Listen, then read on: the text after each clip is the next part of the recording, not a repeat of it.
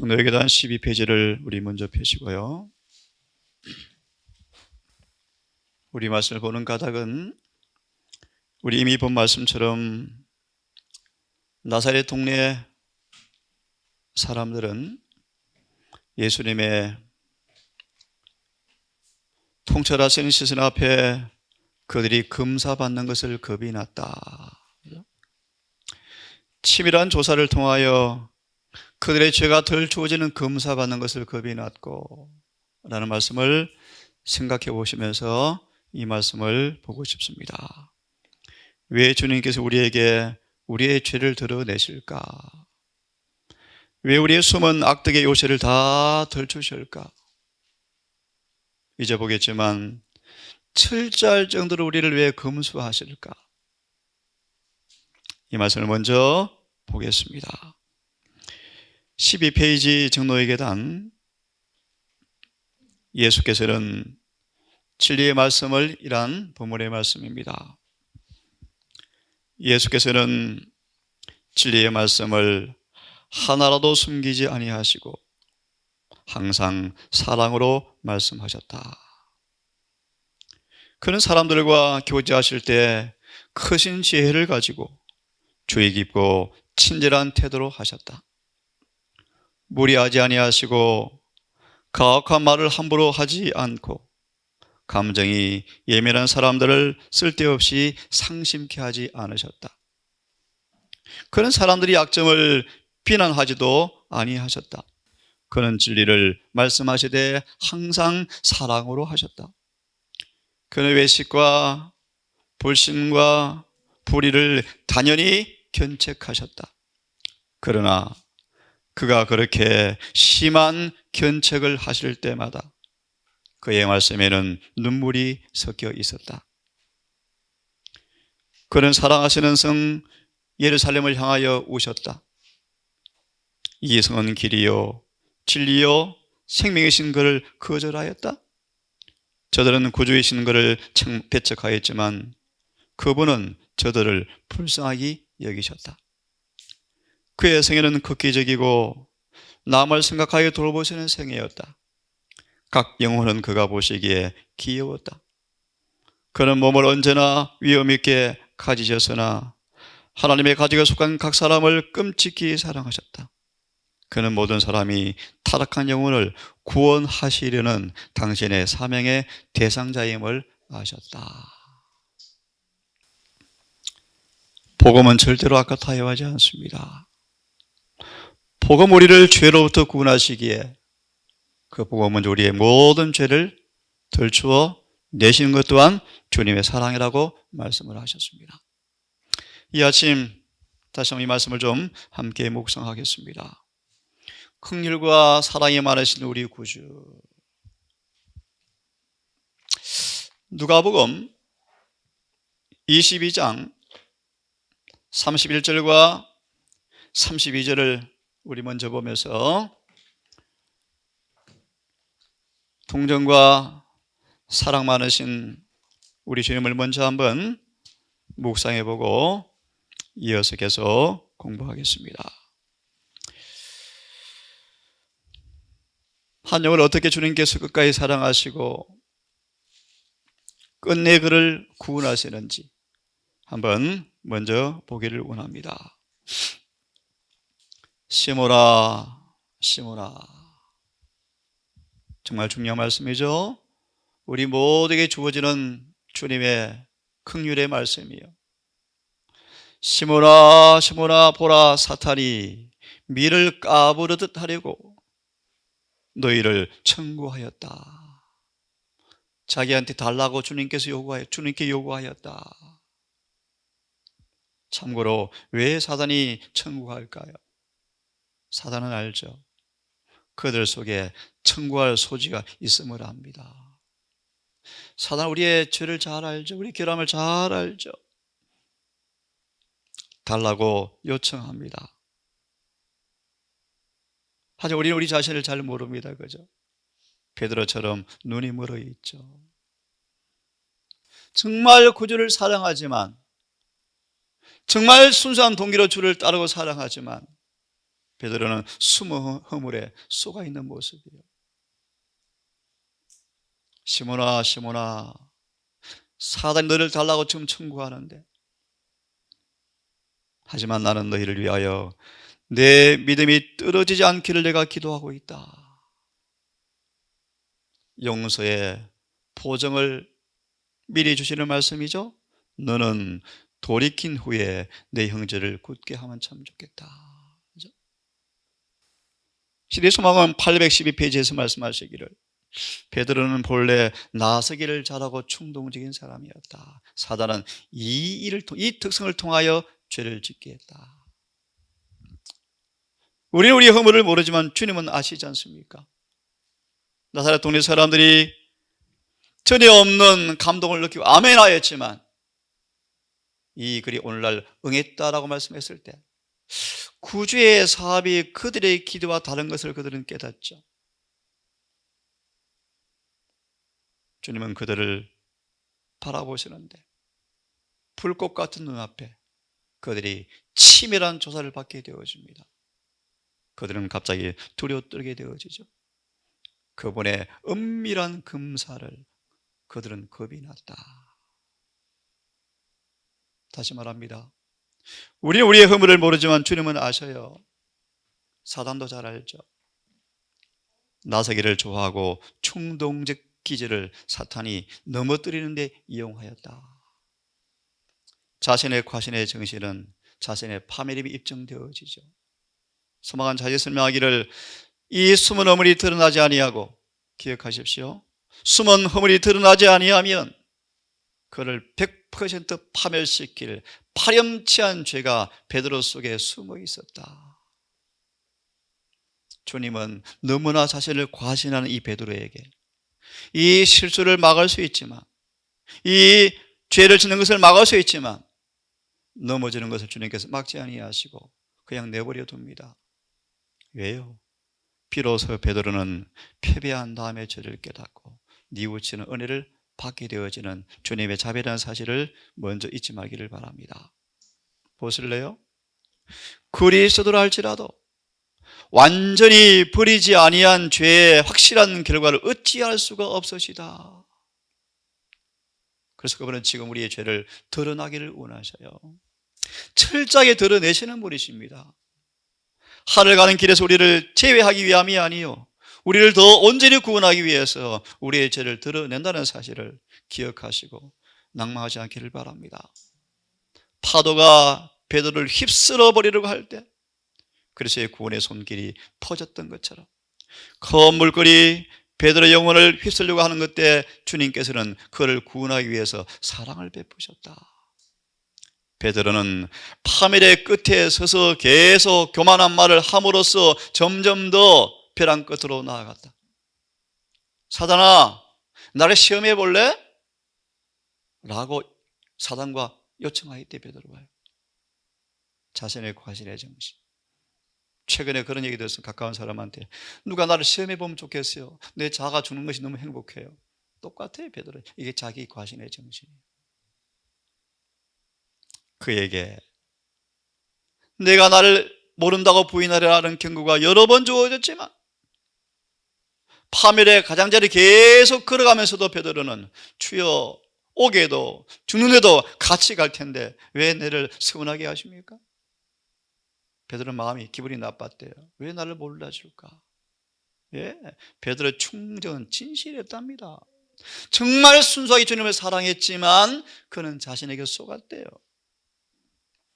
이것은 그의 사랑하는 마음과 슬픈 심정의 고백이었는데, 그 마음을 읽으신 예수께서 당장은 진가가 나타나지 않지만 신속히 이 말 암흑 가운데서 있을 베드로를 바라보시고 낭망하고 자살하지 않도록 희망의 빛을 먼저 주시는 거예요. 베드로야, 내가 돌이킨 다음에 형제를, 너는 이제 실수해 보았지? 그 연약한 사람들이야. 막 몰아 세우지 말고 목자처럼 부드럽게 인도해. 이 그런 뜻입니다. 형제를 굳게 하면 좋겠다, 그런 뜻입니다. 우리 주님은 이런 분이셔요, 여러분. 그래서 높은 부르심 311페이지는 말씀하죠. 우리 참고로 교육 88페이지를 읽었습니다. 교육 88페이지, 높은 부르심 311페이지. 우리가 홀로 남아있지 않음을 감사하자. 이것이 우리의 안전이다. 우리의 안전은 하나님께서 우리 곁에 계시기 때문에 안전합니까? 더 놀라운 사실은 예수 안에 숨은 사람들을 사단은 손을 댈 수가 없다. 우리의 안전이다. 그러므로 우리가 지금 가장 중요한 신앙의 모습이 예수 안에 날마다 자신을 숨기는 경험이에요. 예수께서는 이전에 당신의 중보 사업으로 시험을 대처하도록 준비시킨 사람을, 정말 중요한 말씀이에요. 당신의 중보 사업으로 시험을 대처하도록 준비시킨 사람은 중보의 목적이 잘 나와 있죠. 왜 지금 주님이 중보하십니까?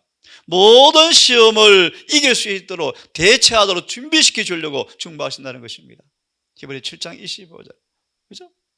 사단이 영원한 파멸로 인도하도록 내버려둘 수가 없다. 그래서 중보하시죠. 왜냐하면 그리스도 안에는 모든 영혼을 위하여 은혜가 준비되어 있고, 아멘. 또 피할 길이 준비되어 있으므로 아무도 원수의 권세에 넘어질 필요가 없기 때문이다.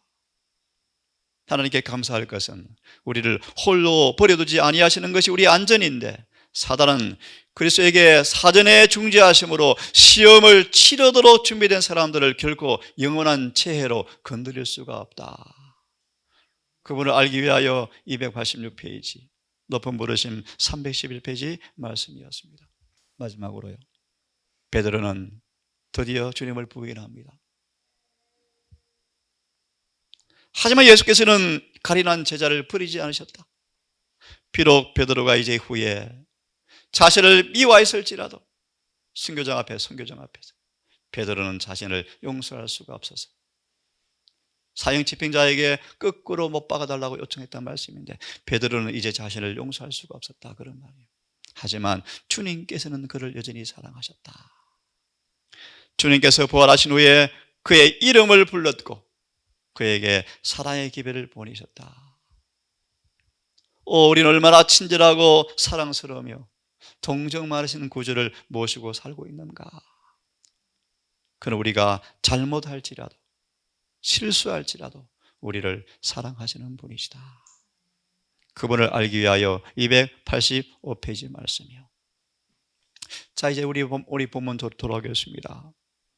하지만 저는 정말 진리를 나누는 사람으로서 말씀을 혼잡하게 하기가 두렵습니다. 말씀을 있는 그대로 증거해 주기를 원합니다. 구주의 사업은 우리를 죄에서 구원하신 것이기에 우리가 때때로 가혹하리란 만큼 우리의 죄는 그분께 덜추어내십니다. 때때로 우리가 죄를 깨닫지 못할 때 베드로처럼 넘어지게 하셔서 죄를 깨닫게 하는 방법으로 또 구원하십니다. 주님 우리를 구원하기 원하시지 제해버리기 원하지 않습니다. 말씀을 혼잡케 하지 아니하고 오직 진리를 나타내므로 여러분 모두가 주님 앞에 정말 올바른 신앙의 모습으로 기쁨으로 서기를 정말 간절히 바랍니다. 자, 요한일서 2장 1절을 좀 보겠습니다. 요한일서 2장 1절을 좀 보겠습니다. 너무 잘 아시는 말씀 함께 암송도 해볼 겸 다시 9절을 함께 읽어보겠습니다. 나의 자녀들아, 자 시작. 나의 자녀들아, 내가 이것을 너에게 쓰는 것은 너희로 죄를 범치 않게 하려 함이라.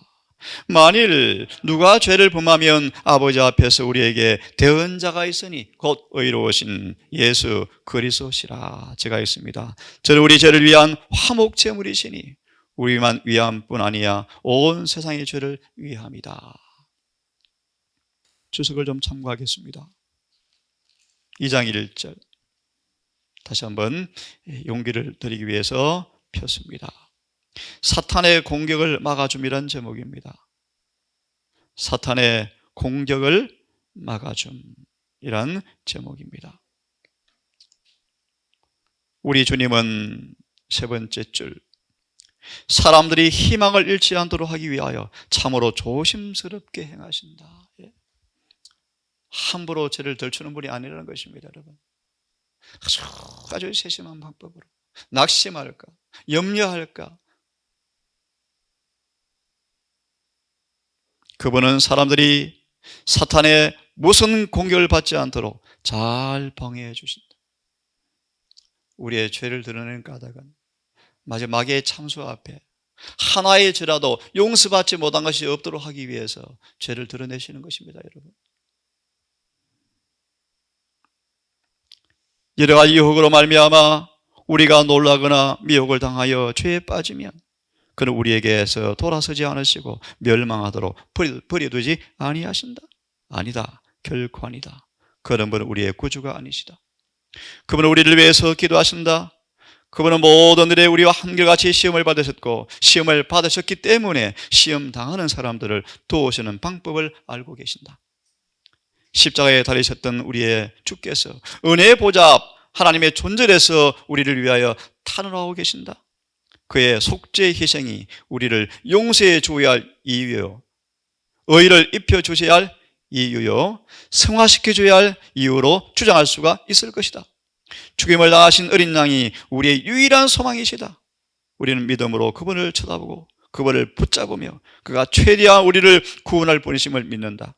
그리고 그것은 아주 흡족한 제물이 향기로서 하나님께서 받으시는 바가 되어진다. 하늘과 땅의 모든 권세가 그리스도에게 위탁되었고 믿는 자에게는 능치 못할 일이 없다. 그리스도의 영광은 우리의 성공에 관련되어 있다. 그는 모든 인간이 공통적으로 갖고 있는 관심사를 갖고 계신다. 그분은 우리를 동정하시는 구주이시다. 시편 139편을 좀 펴시기 바랍니다.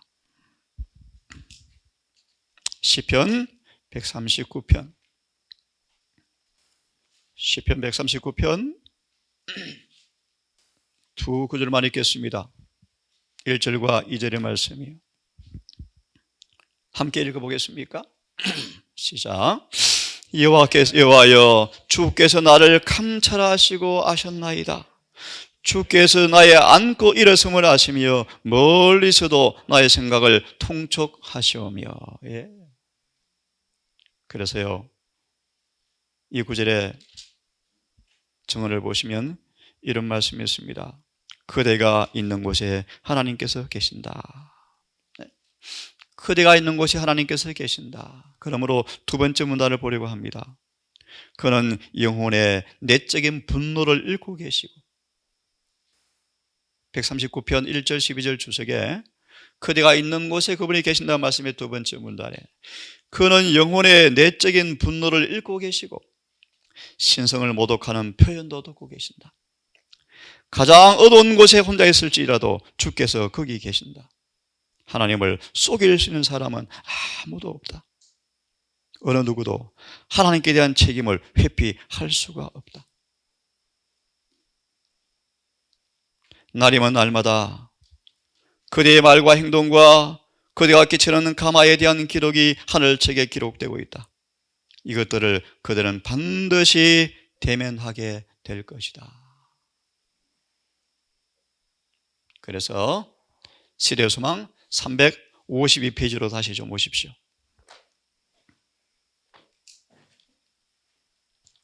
시대의 소망 352페이지 말씀. 예수께서는 353페이지를 바로 보면 되겠네요. 예수께서는 보라 내가 라는 말씀에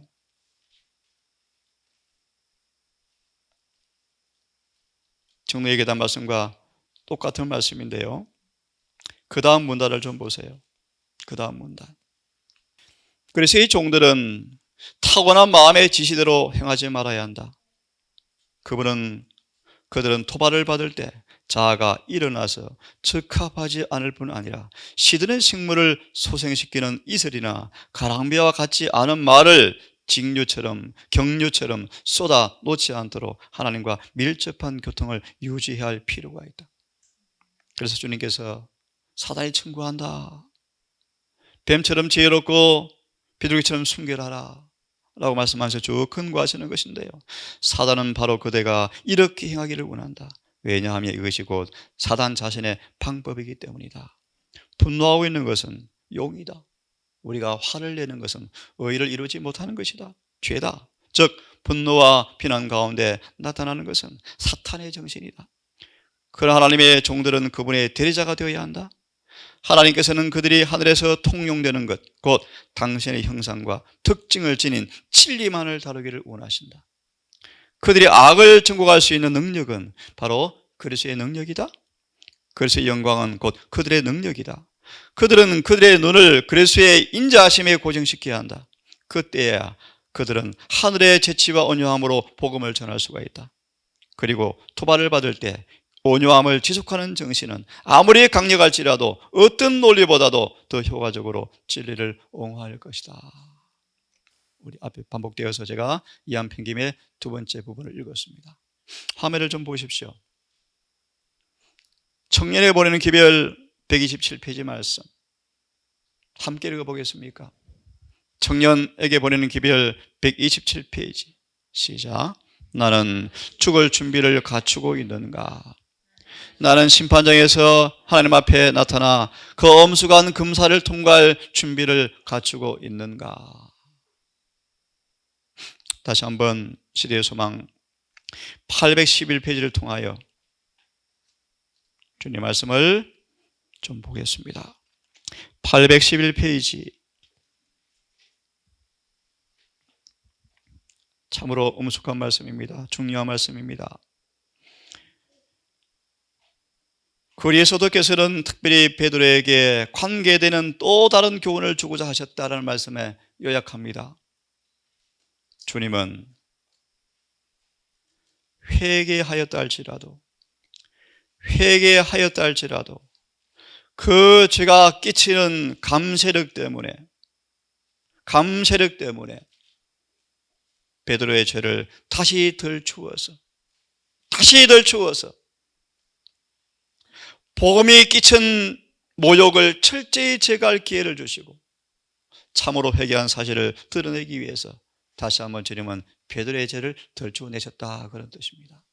그러면서 여기 부분을 읽으려고 원합니다. 여기에 라는 말씀이요. 여기에 다시 말하면 베드로를 다시 신임을 회복하고 대수년대로 그의 끼친 복음의 그 모욕을 제거하기 위해서 다시 한번 회개의 증거를 보이기 위해서 베드로의 심부를 찔러 쪼개죠. 고통스러울 정도로 죄를 다시 기억하게 하죠. 여기에 그리스도를 따르는 사람들을 위한 교훈이 있습니다. 뭡니까? 따라하십시오. 복음은 악과 타협하지 않는다. 그것은 죄를 변명할 수가 없다. 이것이 복음이에요. 제가 있습니다. 그러므로 은밀한 죄는 은밀히 하나님께 자복되어야 하고 드러난 죄는 공공연하게 자복되어져야 한다. 그 제자에 대한 질책은 그리스도에게 던져진다. 그것은 사탄의 승리의 개가를 부르게 하여 흔들리는 영혼들을 넘어지게 한다. 회개의 증거를 나타내므로 제자는 그의 힘이 미치는 데까지 이 지옥을 제거해야 하였다. 예, 참 중요한 교훈이죠. 화면을 좀 보십시오. 그러므로 마지막 사건 72페이지 말씀, 마지막 날 사건 72페이지 말씀. 하나님을 두려워하는 가운데 각 사람은 진지하게 반성해 보아야 할 때가 있다면 바로 지금이다. 이것은 절실히 요구되어지는 경험이다. 각자는 다음과 같은 질문을 던져보아야 한다. 나는 무엇하는 사람인가? 나는 무엇하는 사람인가? 이 시대의 나 사명과 직분은 무엇인가? 나는 사탄과 그래서 중에서 어느 편에서 일하고 있는가? 은밀한 질문을 늘 던져보아야 한다. 나는 무엇하는 사람인지, 누구를 하고 있는 사람인지, 나의 직분이 무엇인지, 왜 사는지.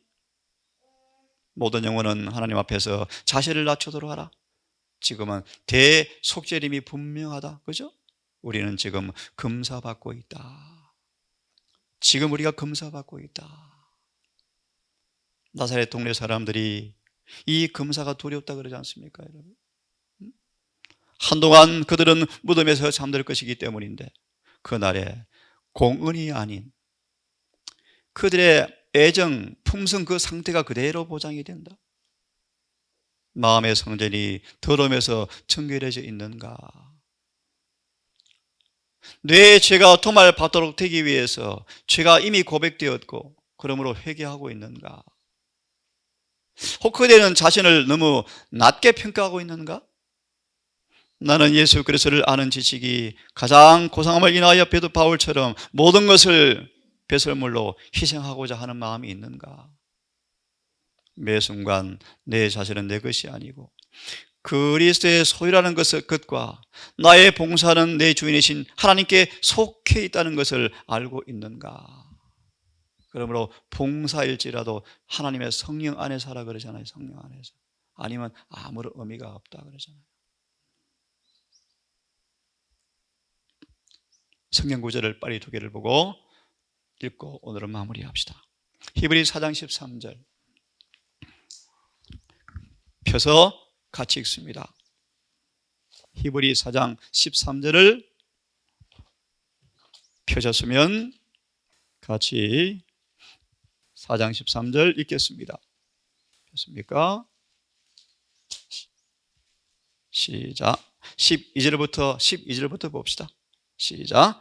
하나님 말씀은 살았고 운동력이 있어 좌우의 날선 어떤 금보다 예리하여 혼과 영과 및 관절과 골수를 찔러 쪼개기까지 하며 또 마음의 생각과 뜻을 감찰하나니 지으신 것이 하나라도 그 앞에 나타나지 않음이 없고 오직 만물이 우리를 상관하시는 자의 눈앞에 벌거 벗은 것 같이 드러나느니라. 누가복음 한 말씀을 더 보고 주석 보겠습니다. 12장의 말씀. 그러므로 3절까지 읽습니다. 2절과 3절. 누가복음 12장 2절과 3절. 폈으면 또 같이 읽습니다. 시작. 감춰인 것이 드러나지 않을 것이 없고 숨은 것이 알려지지 않을 것이 없나니 이러므로 너희가 어두운 데서 말한 모든 것이 광명한 데서 들리고 너희가 골방에서 귀에 대고 말한 것이 집 위에서 전파되리라. 참으로 엄숙한 얘기죠. 레위기 1장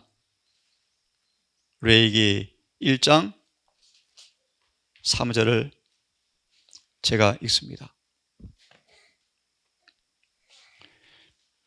그 예물이 소의 번제이면 레위기 1장 3절 흠 없는 수컷으로 회막문에서 흠이 없는 수컷으로 회막문에서 여호와 앞에서 연락하시도록 드릴지어다. 뭐 하도록요? 연락하시도록 드릴지어다. 그리하면 4절 연락되어서 그를 위하여 속죄가 될 것이다. 그렇게 말씀하죠. 주석을 보십시오. 하나님은 희생제물을 뭐 하신다고요? 검열하신다. 하나님께서 희생제물을 뭐 하신다고요? 검열하신다. 사혈하신다. 인간 자녀들의 마음을 살피시고 자제력을 시험하시는 분은 그리스도이시다. 만물이 그분의 눈앞에 벌거벗은 듯 드러나 있다. 그분의 눈에 드러나지 않는 피조물은 하나도 없다. 주님 앞에 만물이 벌거벗은 것처럼 다 드러난다. 고대 이스라엘 시대에 하나님께서 대제사장에게 가져온 희생제물들은 보십시오 여러분, 심장이 건강한지 어떤지를 알아보기 위하여 그 고기를 잘라서 등뼈 있는 곳까지 열어보았다고 한다.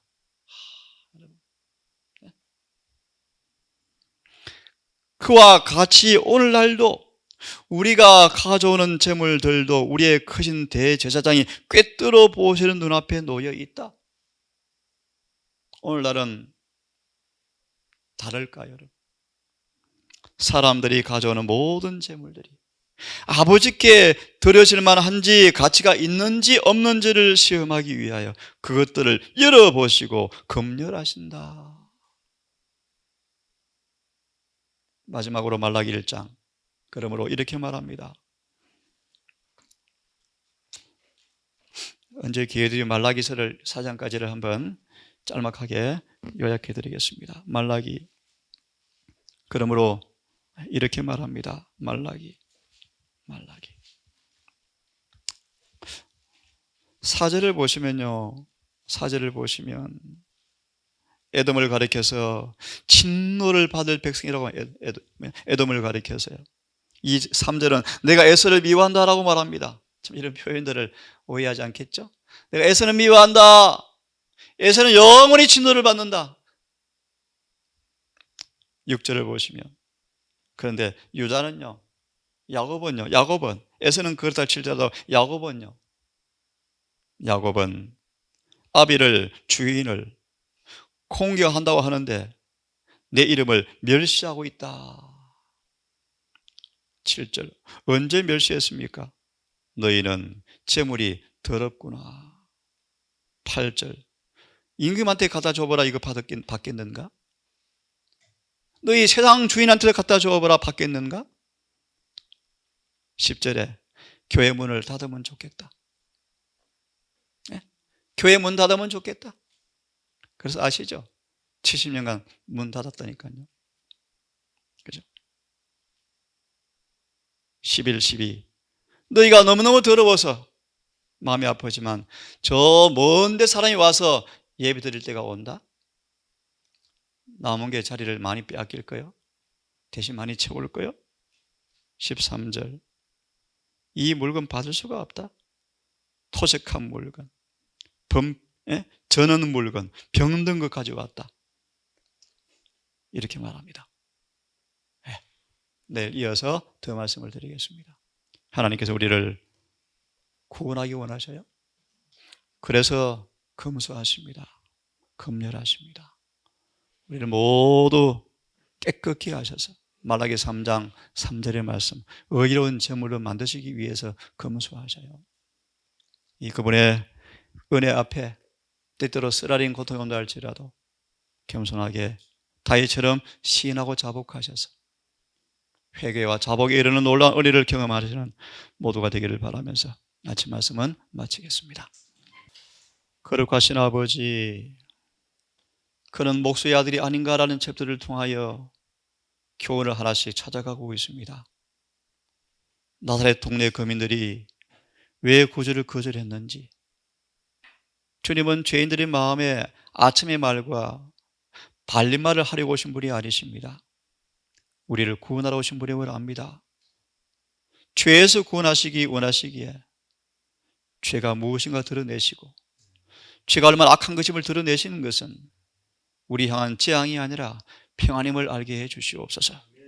아무리 쓰라리고 아무리 혹독한 경험일지라도 죄를 덜주실 때 감사함으로 받고 즉각 시인하고 버림으로 다윗처럼 용사함의 그 기쁜 찬양이 경험 속에서 이루어지게 해 주시옵소서.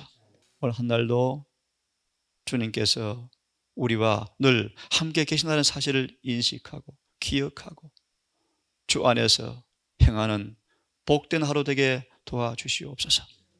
예수님 이름으로 기도드립니다.